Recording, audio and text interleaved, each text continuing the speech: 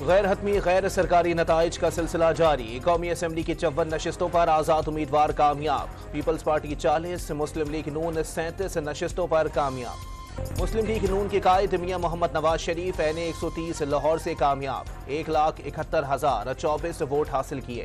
آزاد امیدوار doctor Yasmin Rashid 1,15,043 vote لے کر دوسرے نمبر پر رہیں۔ مریم نواز این 119 اور پی پی 159 کی نشستیں جیت گئیں۔ شہباز شریف این 123، حمزہ شہباز این 118 سے کامیاب۔ پنجاب میں کئی حلقوں پر بڑے اپ سیٹ، سعد رفیق کو لطیف کھوسہ نے شکست دے دی۔ سعد رفیق کی حریف کو مبارکباد۔ شیخ روہیل اصغر، رانا مشہود بھی آزاد امیدواروں کے ہاتھوں قومی اسمبلی کی نشست ہار گئے۔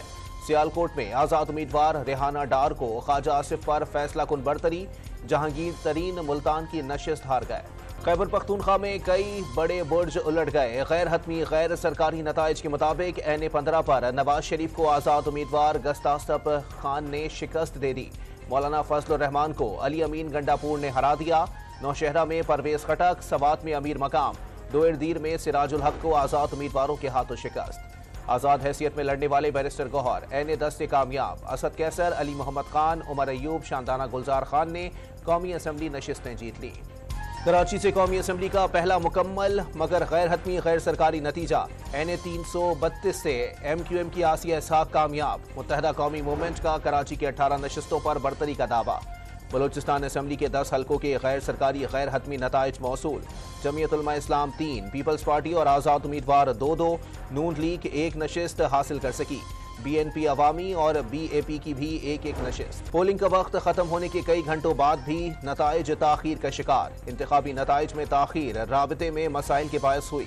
مسائل سیکیورٹی صورتحال فول پروف بنانے کی احتیاط کے باعث سے پیش آئے۔ وفاقی وزارت داخلہ کا موقف سامنے آ گیا۔ مانسہرہ پوسٹ گریجویٹ کالج میں دھاندلی کے الزام پر 2 گروپوں کے درمیان جھگڑا، ایک دوسرے پر پتھراؤ۔ رحیم یار خان کے حلقہ این 172 کے نتائج میں تاخیر پر آزاد امیدواروں کا احتجاج۔ اور قلات قومی شاہراہ پر سیاسی جماعتوں کے کارکنان کا دھرنا، شاہراہ بلاک کر دی۔ مسلح افراد جوہان پولنگ اسٹیشن سے پولنگ مواد چھین کر فرار ہو گئے۔ مظاہرین کا الزام، دوبارہ پولنگ کا مطالبہ۔